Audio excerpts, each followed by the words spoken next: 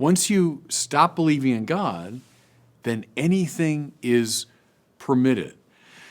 Imagine there's no heaven, no absolute moral criterion, no way. That's an invitation into a very dangerous space.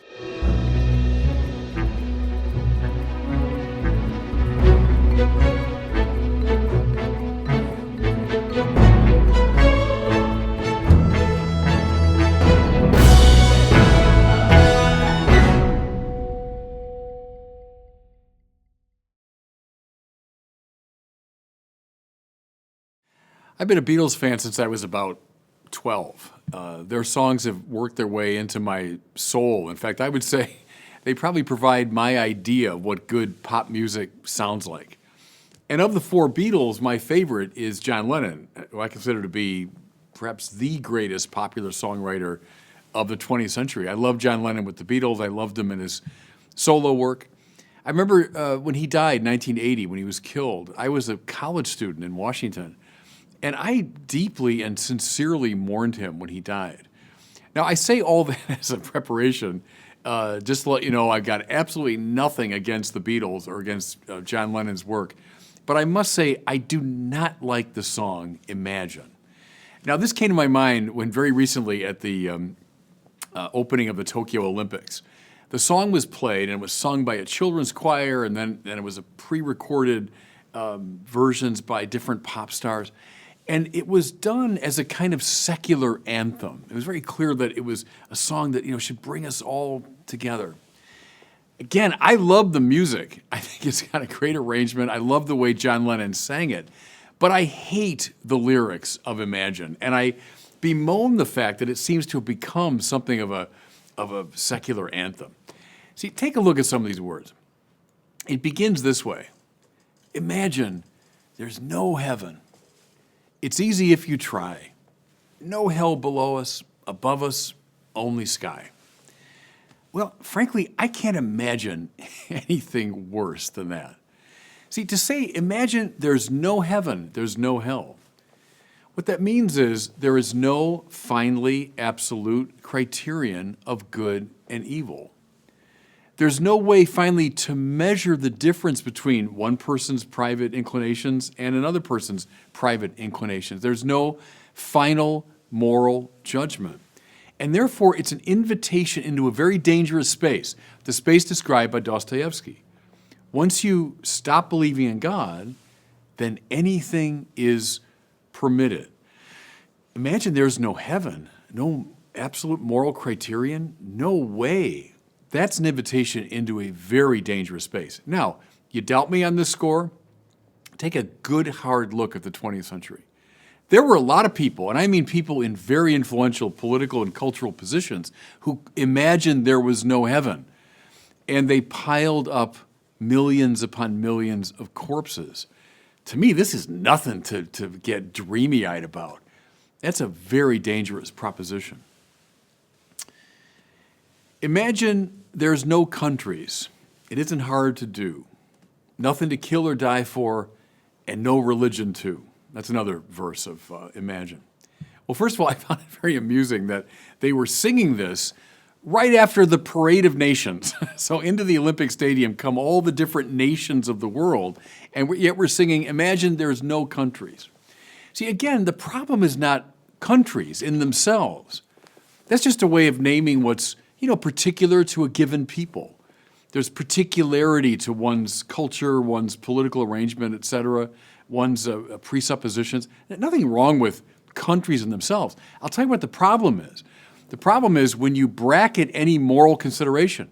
There's nothing by which we can judge the activities of nations. We can say, well, that behavior by a given country is no good and that one's better.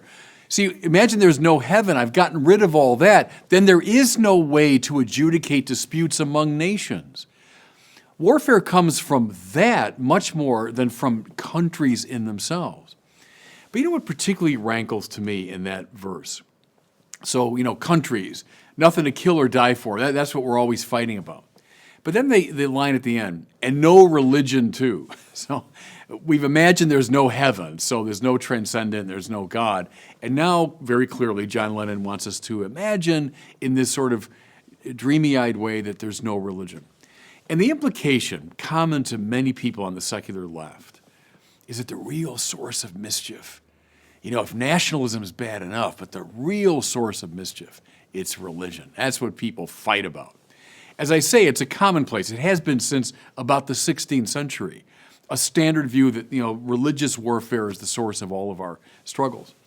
There was a study done, I think it was about 20 years ago now, a very, very careful, objective study of all the wars in human history of which we have records.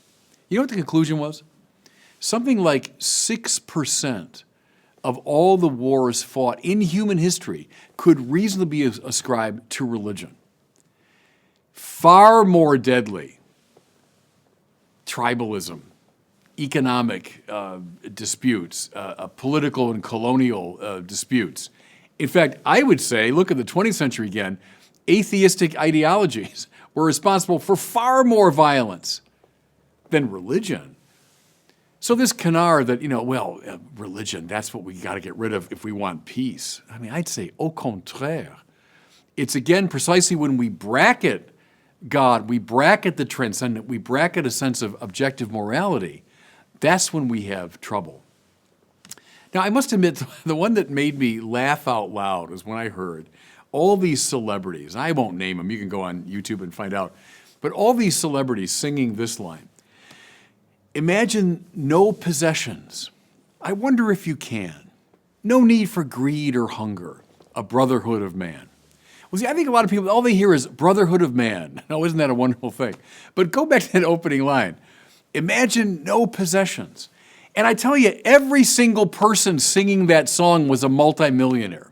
I don't think it takes too great a leap of imagination to say that they probably all have multiple homes and fleets of cars and closets full of clothes. In other words, I'd be willing to bet you a lot of money that they've got lots of possessions.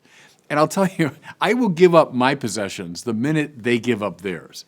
And I would say, let's not hold our collective breath on that one. See, again, Catholic social teaching would say there's nothing wrong with possessions in themselves. In fact, we defend the legitimacy of private property.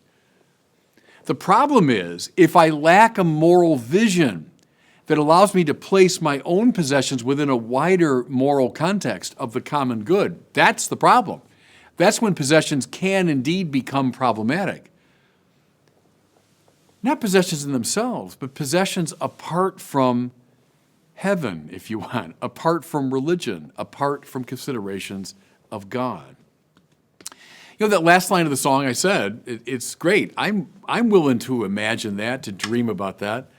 A brotherhood of man. But think for a second. It is simply impossible to have a brotherhood and sisterhood of all human beings if you bracket our common Father. See, we can come together in all kinds of ways. We can have economic and political and social and cultural, organizations and bonds with one another. But if you're talking about real brotherhood, sisterhood, in other words, a relationship of siblings, that's impossible apart from a common Father. You bracket heaven, bracket religion, you also ipso facto bracket anything like a brotherhood of man. So here's the bottom line, everybody. I love the Beatles, love John Lennon, love the music of Imagine. I mean, when it comes on the radio, I still listen to it and sing along with it. But for God's sake, and I mean that literally, for God's sake, don't take the word seriously. Thanks so much for watching. If you enjoyed this video, I invite you to share it and to subscribe to my YouTube channel.